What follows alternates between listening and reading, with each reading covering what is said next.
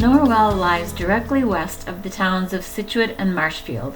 Its population of about 11,000 people live on 21 square miles of land.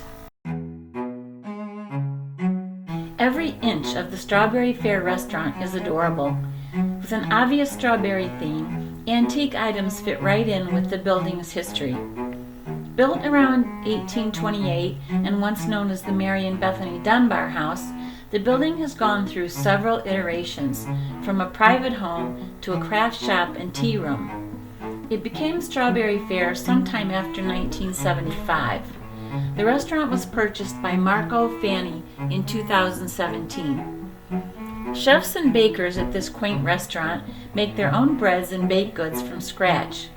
They are well known for their cornbread, baked in a loaf pan and cut into thick slices that are buttered and grilled to perfection before serving. Our breakfast was delightful, the atmosphere warm and friendly, and so was the staff.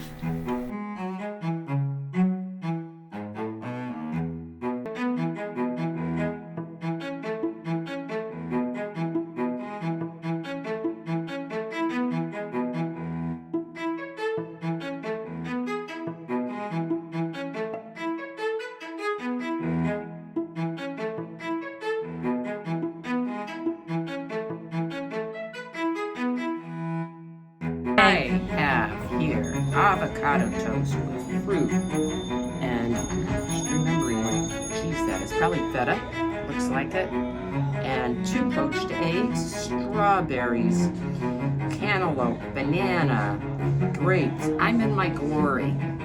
It looks I delicious. hate to even mess it up because it's so nicely presented. Yeah, it's gorgeous. And they make their bread and everything here. Gotta come. My kind of food. Very good. If I come again, this is what I'm getting. Excellent. What do you have there, Beth? Well, I don't have any maple syrup. Uh-oh, we gotta leave. I don't have anything.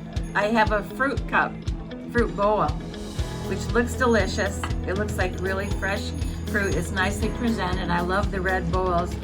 And they're famous for their cornbread, so I had to actually get that to try it. So this is fruit. I mean, who doesn't love fruit? Let me try their cornbread. Looks really good. It's grilled.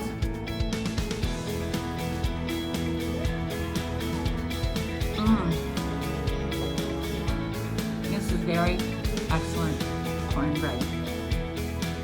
This is a great made from scratch restaurant that everyone should try.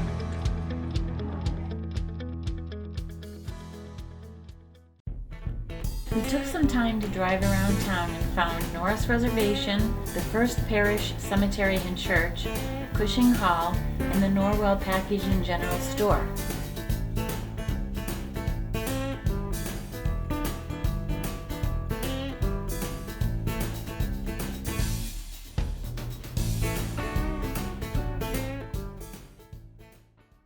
We're here with Wendy Boabi. This is the Historic Society, and this is their home. This is our museum, yes. And tell me about this museum. Well, it's called the Jacobs Farmhouse Museum, and the Jacobs family, what makes it so interesting is the Jacobs family lived here from 1726, when they built the first part of the house, until the 1930s continuously. Really? And That's then unusual. it's very unusual. The same family, obviously different generations. And then in the 1930s, the house was given in the last Jacobs family member's will to what is today Historic New England. It looks like it's got a lot of different rooms and It upstairs. does. Kind of what I have seen, which is It's about that big. circuitous at best. Oh, I like that. I like that. The original home was a classic center chimney colonial that you think of when you think of an early 1700s house. But what happened in the 1840s was the family grew so big, and there were 2 brothers living with the father and mother. And one of the brothers maybe his wife, said, I think I need my own space. So around 1840, they added on what we call, where we're sitting today, the other house. So if you look at the house from the front, it looks like a traditional colonial with a house plunked on the side. And that's from the other house. Many additions over the years were built toward the back of the house. So from the front, it looks pretty traditional, but as you get towards the back, it does look like room after room after room, as was common in New England, adding on when your circumstances changed. So were they farmers? They were farmers. So the Jacobs family created what is today known as Jacobs Pond. They dammed Third Herring Brook, and they had mills. And as a result, the pond was created. And so they had a sawmill and a grist mill. Oh my goodness. And that's how they made their money initially. But like everybody in New England at that time, in the early 1700s and late 1700s, everybody was a farmer to some degree. You at least had a backyard garden. And the Jacobs were prolific farmers, and they owned all the land in this area. Wow. So tell me a little about the history of the town. When was it established, and if you could? I will. So we were part of Scituate initially. Okay. So as you can imagine, for tens of thousands of years, there were natives who lived in this area. And we're sort of at the borderline between what was the Massachusetts tribe and the Wampanoag tribe, right around here. And they spoke a shared language, which was Algonquian. And actually, this area of town is called Assinippi, which in Algonquian means rocky water, because the Third Herring Brook ran right through it. And in about 1736, the town of Scituate, Norwell was part of it at the time, was established. And soon after that, there was a couple, Cornet, it's a military title, Robert and his wife Honor Stetson. They came up the North River from the coast of Scituate, and they established a homestead in what we call today the Church Hill area. And that was the first settlers to live in this area that we call Norwell today. And then around 1849, the town was unhappy with Scituate, and we separated, and we were called South Scituate at that time. Okay. And then in 1888, there was a gentleman named Henry Norwell, and he donated a lot of money to the town to build roads and to maintain roads.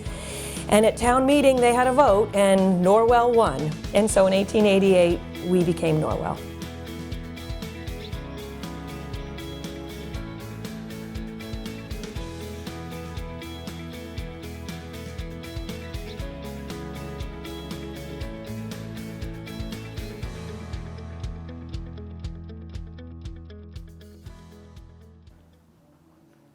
We are with Tammy Lynch at her shop, Simply Vintage by the Sea. By the sea for social media. In Norwell, even though Norwell is not by the sea. Right. Tell us about your shop. I had a shop in North Scituate, and it was when all the chalk paint was all the rage. So I got into it to sell the paint, and my shop was tiny. And people would come in and they'd be like, I have that. Can you paint mine? Instead of buying mine. So it was so tiny, the door didn't even open all the way. So I had to pivot, and it came into more custom work. People bringing their pieces here, which is why I moved into the garage. And then all of the things are extra, comes with the territory, picking things up, using them for staging, having spring market, fall market, holiday market type things, upcycling, reconfiguring, sewing, like this is from an old chenille bedspread. So all kinds of upcycling and making something new out of something old has kind of been what it's evolved into. Okay. How long have you been here?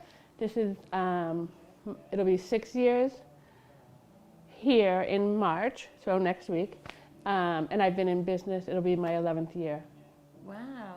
Yeah. What did you do before that? I was an orthodontic assistant. Oh. And before that, I was a preschool teacher. I have 4 children, so I was home for many years. So I'm very fortunate to be doing something that I love now. That's excellent. So is your main thing refinishing furniture? So then? it's mostly painting furniture. I've started to dabble in some like stripping wood and refinishing wood, but I mostly paint old furniture. And I try to tell all the young people that come in, you want your grandmothers, your aunts, your parents, you want their old pieces of furniture because the quality of them is great. And we can paint it. We can make it look, to fit our decor today. And the quality is just way better than what we buy today. So Right. upcycle. Let's keep it out of the dump. That's great. And Yeah. so that's what you do with other things as well. Yeah, I'll pick things up. I always try to have things in here so people have the visual.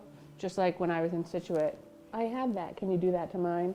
So I'm always trying to have things to get people, get their wheels turning and keep me busy. Excellent. So your clients, then people come in, they'll buy stuff here, but they want you to refinish or paint their A lot of their times furniture. it's them bringing me their furniture, which is why I had to move to the garage. I use an industrial spray gun, so I do like a spray finish, which is a little bit more professional than some hand-painted things. Some pieces that are vintage look better hand-painted, kind of go with that vintage vibe. But we definitely have clientele that wants, no distressing, no brush marks, clean, clean line, clean finished look. So that's where the spray gun comes in handy, Right. which is why I had the garage. Even though Yes. it doesn't look that way, it is more for work. Right. So Excellent. I'm here, I paint in the middle. As you know, you didn't see a sign, I don't really have a sign.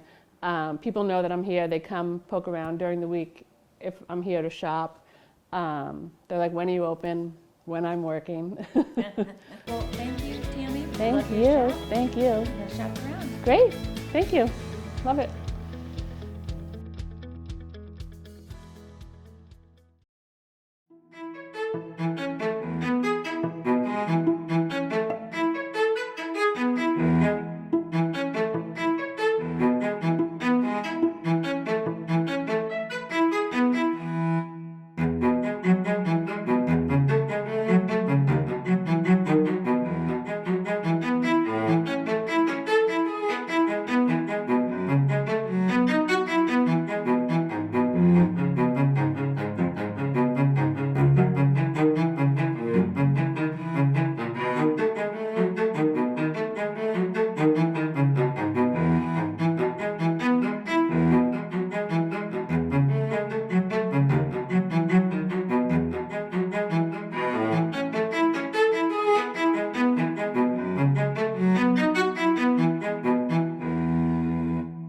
We are with Shannon Bruno, and she's the owner of Press Juice Bar here in Norwell.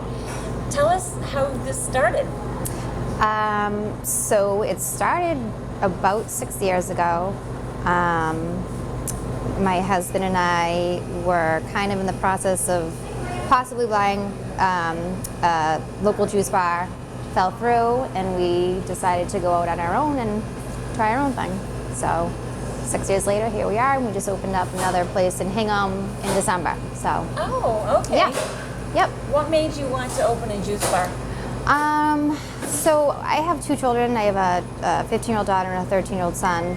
And our daughter was diagnosed with autism right before her 2nd birthday. And we started to do a little bit of research and, found that when we pulled gluten and dairy from her diet, she felt better overall. She slept better at night. She had improved eye contact. And then it kind of snowballed from there. I kind of fell into the world that food can be medicine. And we had a wheatgrass machine, and we were growing wheatgrass in our house, and my kids were drinking wheatgrass in the morning, and we were making smoothies at home. So I kind of just, I believe in and prescribe to this culture that, food can be medicine and it can help you with certain ailments. And my daughter ended up having celiac, so it made sense when we pulled gluten from her diet, but we never would have pulled it if we weren't trying to help her overall. So it's here we are. What did you do before that? I did a little bit of everything. Like I said, I had worked at another juice bar before here. I had worked as a dental assistant. I had always kind of worked in restaurants.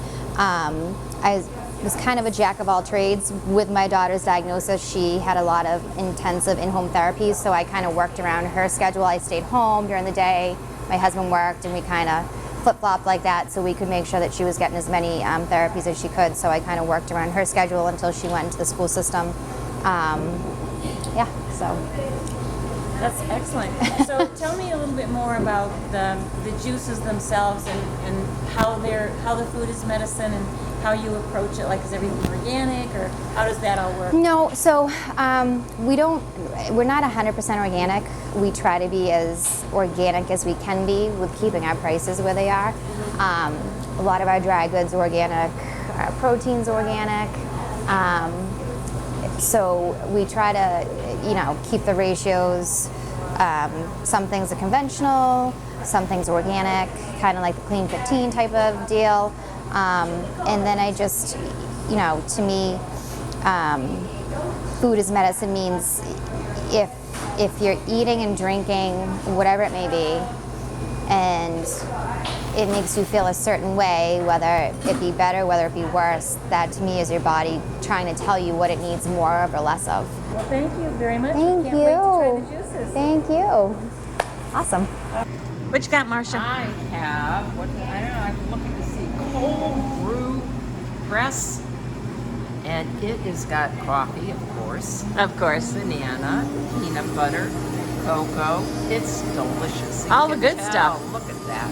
Oh, and protein. Oh, wow. And it's, how is it? It's really good. You could tell. I couldn't wait. You're sucking it down. I am. And it's a good, healthy lunch. I hope so. I'm enjoying it. So, Beth, do you have your St. Patrick's Day drink? What is it? You might as well say that. So this is spinach and unsweetened coconut milk and banana and strawberries. So it's vegan, low fat, no salt, and it's delicious. I can feel that spinach going to my muscles now. Oh, good. You can hold the camera all the time.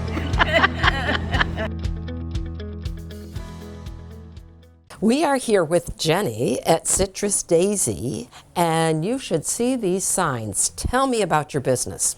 So Citrus Daisy was started in 2010. It actually, the first sign that was hung was about in 2009 when the birth of my daughter. And we live in the center of town, and instead of putting balloons, I had my husband paint a girl sign. And then a year later, we kind of did a bunch of different signs. One sign we flipped it and put these little messages up, and it started to catch on.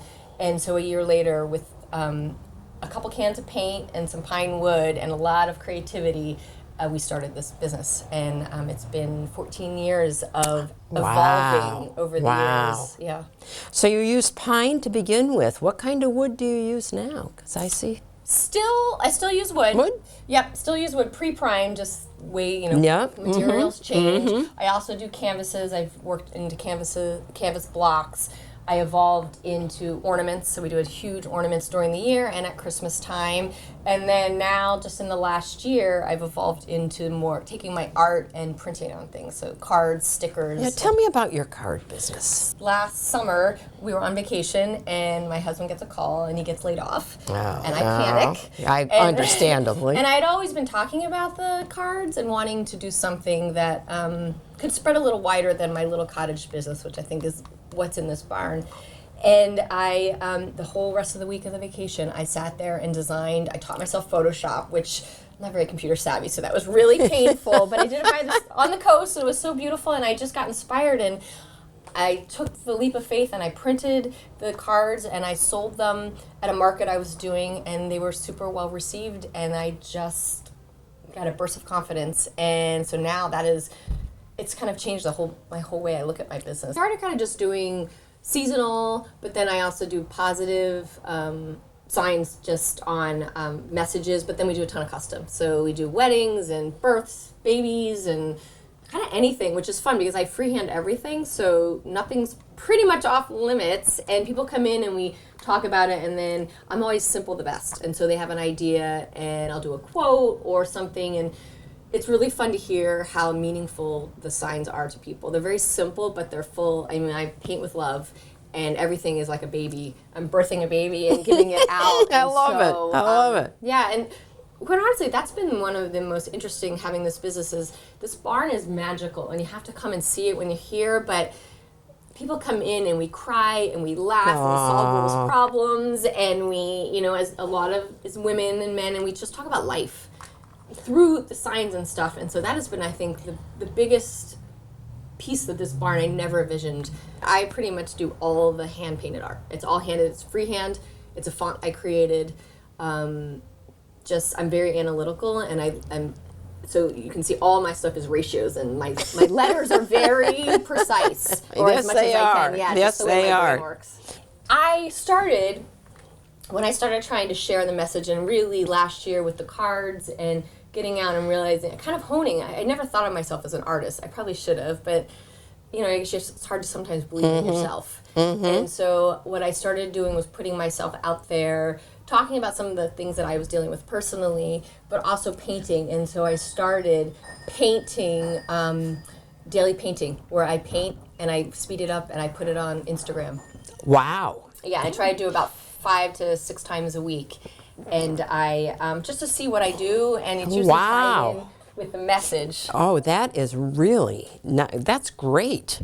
That's wonderful. We'll have to check it out. Yeah. All right. Cool, it's fun. And then I put it to music, and some people say it's very zen. Oh, Very good. zen, There like you calming, go. like not really realizing that I freehand everything. So it's been a nice outlet, and just to share beyond just the walls of what we do and all the messages that we try to Wow. get out to Very the much. world. Well, thank you very much for sharing. This is very different than what I thought I was walking into. So, Gosh, well, this is a treat. It's so nice to meet you guys, and thank you so much for coming in and checking out our little no, magical your barn. little gem of a place. There's a new fitness facility in Norwell, Massachusetts, and it's not your average gym. Owner Tyson Sonnerberg is a type 1 diabetic. He's been a personal trainer for almost 2 decades. He can train anyone who wants to get and stay fit, but his mission is to provide training and support to other diabetics. I'm here with Tyson Sonnerberg, who, full disclosure, happens to be my son. And he has a new gym called Type 1 Fitness, and we would like to find out more about it. So tell us, first of all, about your Type 1 journey. So I was diagnosed at college. It was when I was 21 years old. Not in the family. It was about a month after I had major shoulder surgery. I had all the symptoms that you hear about. In college, you also were a cheerleader. Yep. Yes. Division I cheerleader, and I had that. We did have the exercise, as part of that routine, which helped. And then yes, after I graduated, got into fitness a little bit more, and I realized I loved helping people, get in shape. And then I went back to school for exercise science and personal training, and everything just clicked pretty quickly and easily for me in that respect. So that got me into the gym, that got me into training, and I haven't looked back since. So then how did this facility come about exactly? Well, we've always wanted to offer a service like this in a facility, like workshops. You can call them support groups if you want, but meetings and social gatherings, to be that local chapters, so to speak, of families and type 1s that need support, that just have a question or just want to reach out to anyone that gets it. We went from just giving money to the cure, and then we added. Actually, it was right around when Elise was diagnosed. We added that